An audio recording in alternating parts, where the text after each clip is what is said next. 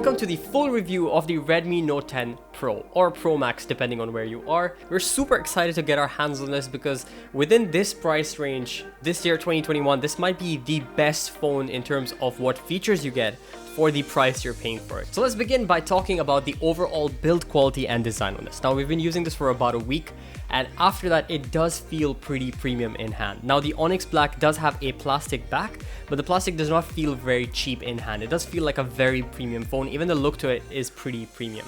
It does have a little bit of a glossy back, which means it's going to attract a lot of fingerprints, and it does have a very significant camera bump, so placing it down on the table will give you that wobble. I don't know if you guys caught that in the unboxing video. For the camera module, it is made of glass, so it is protecting your camera and lenses, but the plastic at the back does not feel very cheap. It feels very light, but it does feel good in hand.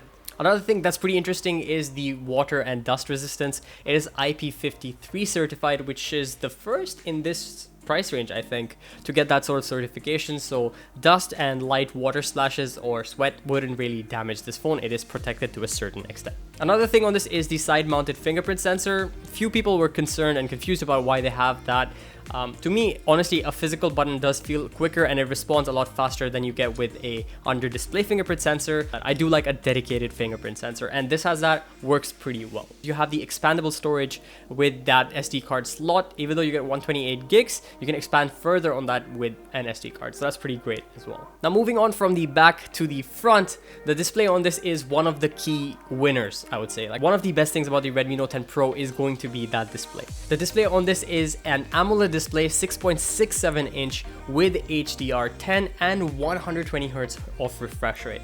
One of the biggest things about this phone, why it became so huge, is the fact that within this price range, you would usually get a higher refresh rate if you have something like an LCD display. So this gives you an AMOLED with those punchy colors, HDR10, really vivid and nice tones, and a higher refresh rate. Another great addition obviously is also going to be the 240Hz touch sampling rate, which is how responsive it is to your touch once you do touch down on the screen. So the overall display, the front of the phone, is really flagship tier specs on something that costs really less compared to a lot of those flagships. Now the display itself honestly has been really great for consuming media and content. The colors are very vibrant, it is very punchy, sharpness in detail is pretty good as well. The size of the display overall I do like, and the fact that the punch hole for the camera is really small doesn't really distract you much from what you're watching on the display anyway, so it's really great overall. I do find that the bezels are slightly thicker on the sides of this phone compared to other smartphones, but I do appreciate the fact that it's a flat display rather than a curved display. Definitely like a flat display more.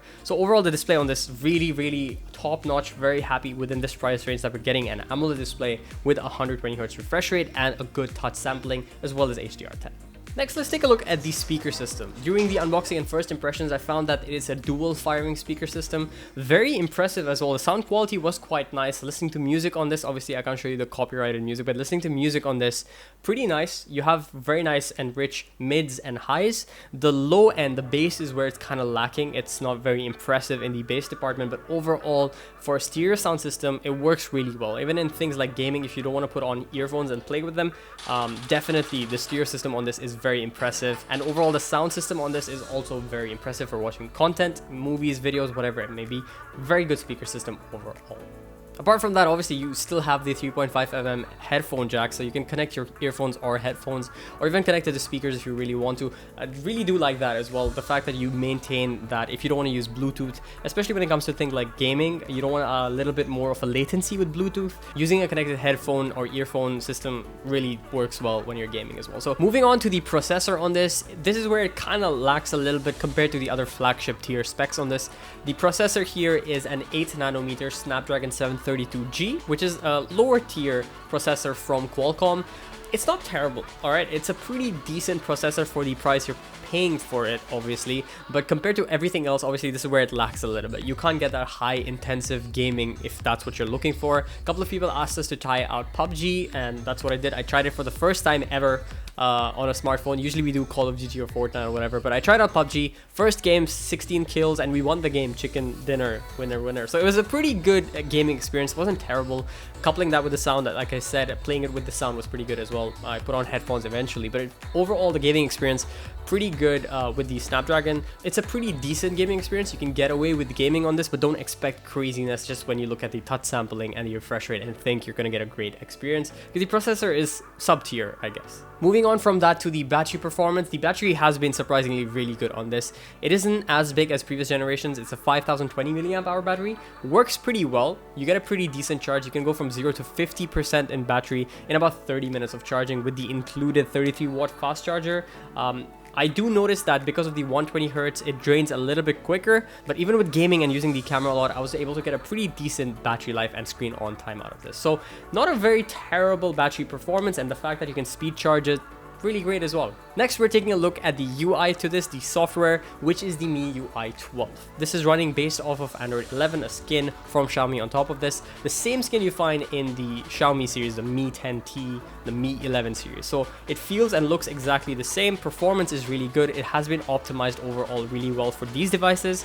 One of my not so hated Android skins. I do like stock Android obviously more than anything else, but this is a pretty decent touch. You can customize it to have the notifications from the left side when you scroll down, and the right side would be control center, very similar to the iOS system, or you can have the traditional notifications from the top method. Next, we're looking at the camera module on this. I've been pretty happy with the camera performance for most Xiaomi devices recently.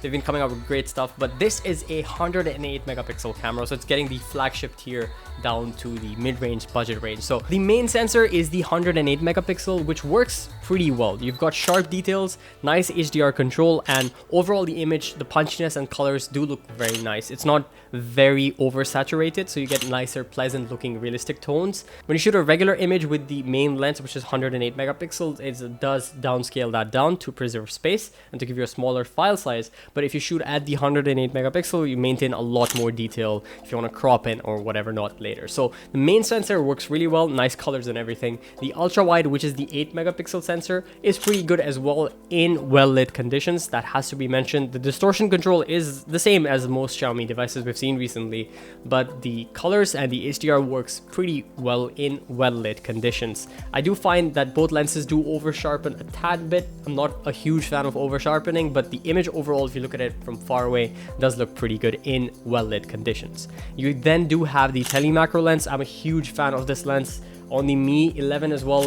One of the best additions, I think, especially for someone who takes a lot of macro shots. Really great touch. It works well. It's just 5 megapixels, but you do get a lot of detail, and the minimum focusing distance is really, really close, so you can get a lot sharper details being a lot closer. Plus, it's autofocus as well. Really great stuff. Then the last thing is the depth sensor. Obviously, this is just for the portrait mode to get a better understanding, cutout, or whatever you need in the portrait mode. One downside to the camera module, one big con for it, is the low light performance.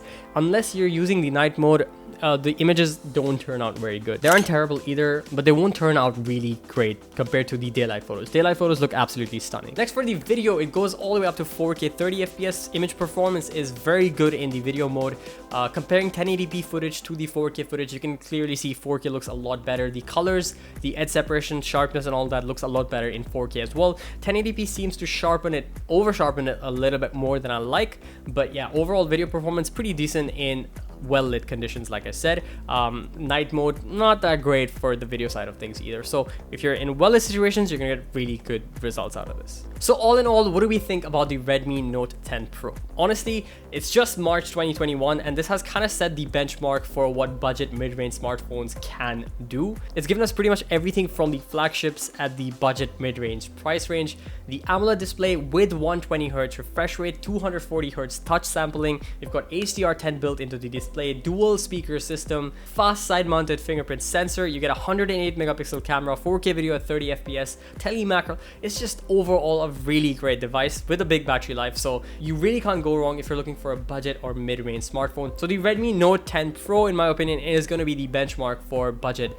or mid-range smartphones coming into 2021. We really hope you guys enjoyed this video. If you did, make sure you hit that like button and do consider subscribing for more content just like this. We also have the Redmi Note 10 regular, not the Pro version. If you guys are interested, make sure you drop a comment or like this video so that we know you want to watch a video on this too. We'll do a full review just for this. Let us know in the comments below, and we'll see you again in the next video. Bye bye.